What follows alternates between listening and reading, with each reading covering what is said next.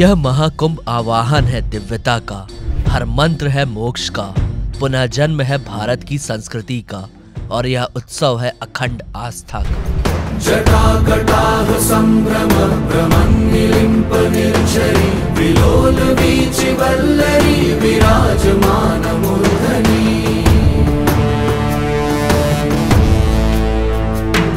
धगत् धगत् धगत् ज्वलल्ललाट पट्ट पावके किशोर चन्द्रशेखरे रति प्रतीक्षणं मम। स्वागत है आपका दिव्यता के इस महासागर में, संतों के समागम में, प्रयागराज के इस महाकुंभ में। महाकुंभ, जिसे भारतीयता संस्कृति में एक दिव्य पर्व के रूप में जाना जाता है, ये हर 12 साल में एक बार आयोजित होता है। यह आयोजन मात्र एक धार्मिक अनुष्ठान नहीं है, बल्कि भारतीयता, आस्था और विश्वास का अटूट संगम है। 2025 का ये महाकुंभ प्रयागराज की धरती पर हो रहा है, जहां गंगा, यमुना और सरस्वती का संगम होता है। यह केवल एक साधारण मेला नहीं है, यह एक महासंयोग है, एक अलौकिक यात्रा है जो हर व्यक्ति को आध्यात्मिकता और शांति की ओर ले जाती है। इस महाकुंभ की शुरुआत होती है संतों की पेशवाई से। आइए जानते हैं क्या होती है ये पेशवाई, कौन करते हैं ये पेशवाई।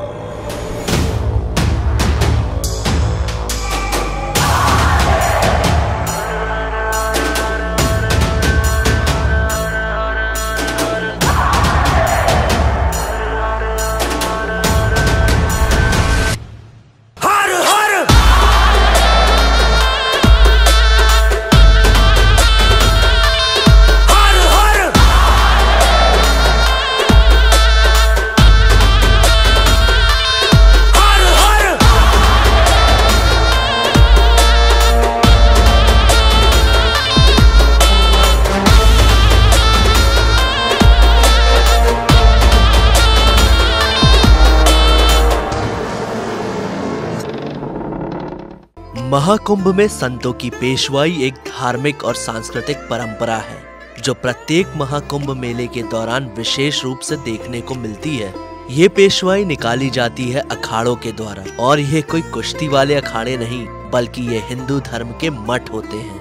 यह एक प्रकार की धार्मिक परेड होती है, जिसमें विभिन्न अखाड़ों के संत, नागा साधु और अन्य श्रद्धालु अपने अपने अखाड़े के ध्वज और प्रतीकों के साथ रैलियों में भाग लेते हैं। ये जो पेशवाई उर्दू शब्द है, जिसका हमें कोई प्रयोग नहीं करना है, समझे। ये मुगलों ने आगे दिया हुआ है नाम है, जिसको पेशवाई कहते हैं। हमारा वैदिक रूप से नाम है छावनी प्रवेश। जो कुंभ मेला आता है, जो उसमें नगर प्रवेश होता है, उसी को छावनी प्रवेश कहते हैं। तो जितने भी साधु संत हैं, वो सभी आके अपने स्थान पर छावनी में ठहर जाते हैं। मुगलों के समय हमारे ठाठ बात से जब निकले थे, हमारे नागा साधु का जो स्नान हुआ था, तो उसे लोगों ने कह दिया था, और मुगलों ने शाही स्नान का नाम दिया। लेकिन जबकि शाही स्नान हमारे वैदिक रूप से इसका नाम है देव स्नान। शाही स्नान नहीं है, ये उर्दू शब्द है, इसे देव स्नान कहा जाता है। देव स्नान का अर्थात हो देवताओं का स्नान। शस्त्र हमारे आभूषण हैं, हमारे 5 शस्त्र होते हैं, और 5 शस्त्रों को लेकर हम चलते हैं। शस्त्र के बराबर हम नागा नहीं, हम नागा जो है सनातन धर्म की एक कमांडो फौज है, जो अपने धर्म की रक्षा के लिए मर मिटने को तैयार हो जाती है। शायद आपने ऐसे दृश्य कभी न देखे हो, शायद आपने इन दिव्य आत्माओं का दर्शन कभी न किया हो, लेकिन ये सारी चीजें मुमकिन है प्रयागराज के महाकुंभ में। यहाँ की दिव्यता आपको एक अनोखे संसार में ले जाती है। साधु संतों का संगम, गंगा, यमुना और सरस्वती का मिलन, और असंख्य दीपों की रोशनी में झिलमिलाती धारा, यह सब मिलकर एक ऐसा अनुभव रचते हैं जो जीवन को नया अर्थ देता है। यह केवल एक साधारण मेला नहीं है, बल्कि आत्मा का उत्सव है, जहां हर व्यक्ति को पुनः जन्म जैसा अनुभव होता है। महाकुंभ का हर क्षण, हर अनुभव जीवन के सत्य और मोक्ष की ओर एक कदम है। गंगा और यमुना की बड़ी गहरी थाती, कोई पाता मुक्ति और कोई यहाँ भक्ति, और कोई पढ़ता जीवन के रहस्य की सुक्ति।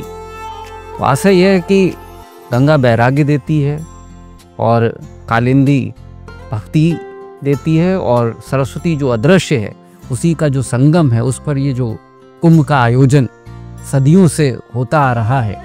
सबसे बड़ी बात यह है कि जो प्रयागराज में जो महाकुंभ का जो आयोजन है उस दृष्टिगत बहुत है कि भारतीय सनातन संस्कृति का एक राजदूत के रूप में है। यहाँ पे आपको हाथ से चलने वाली नाव दिखेंगी और जो पीपे के पुल बनाए गए हैं श्रद्धालुओं के आवागमन के, वो भी हाथ से बनाए गए हैं।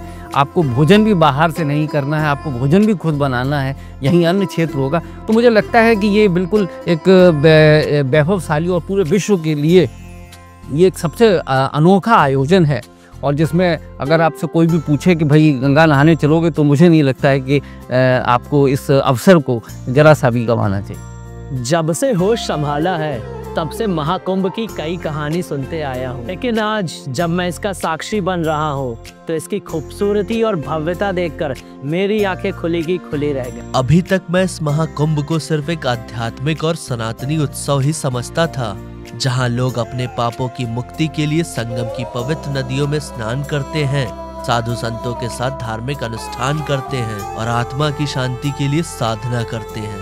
लेकिन इस बार जब मैंने इस महाकुंभ को इतने करीब से देखा तब मुझे एहसास हुआ कि ये एक ऐसा उत्सव है जहां आप सिर्फ आध्यात्मिक रूप से नहीं बल्कि सांस्कृतिक, सामाजिक और ऐतिहासिक दृष्टिकोण से भी भारत की विविधता की असली झलक पाते हैं।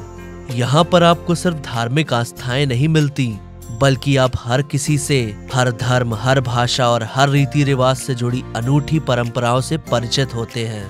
महाकुंभ में हर स्थान पर विविधता की सुगंध बिखरी हुई है।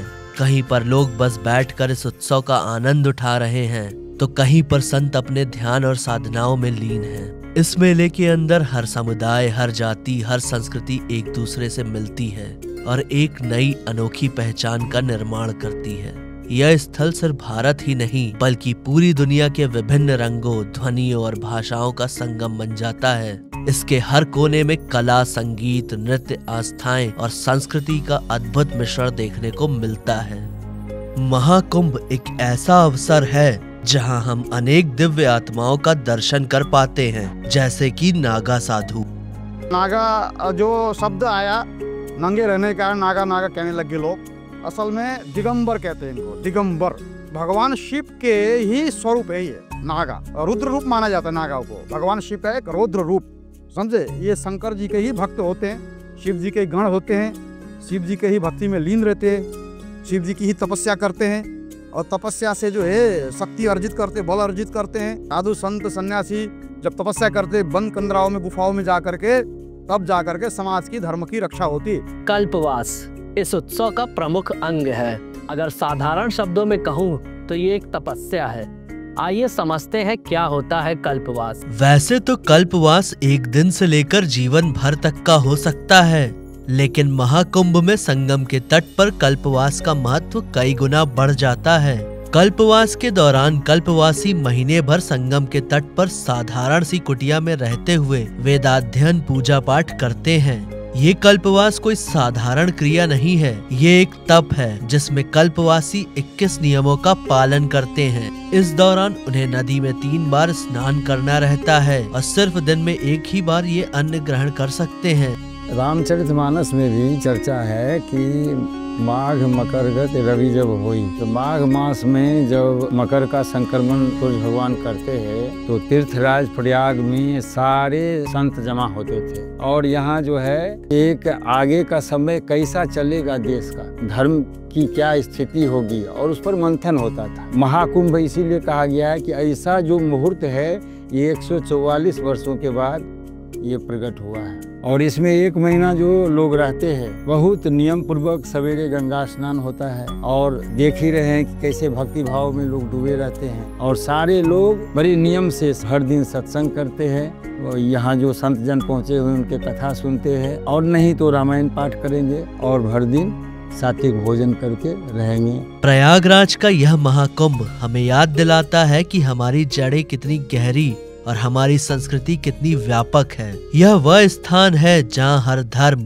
हर विचारधारा और हर व्यक्ति एक ही धागे में बंध जाते हैं, आस्था और मानवता के। अपने आप को बहुत खुशनसीब मानता हूँ जो इस पूर्ण महाकुंभ का हिस्सा बन पाया और आप सभी को इससे रूबरू करा पाया। महाकुंभ सिर्फ एक उत्सव नहीं है, ये हमारी संस्कृति, आस्था और पहचान का प्रतिबिंब है। धन्यवाद।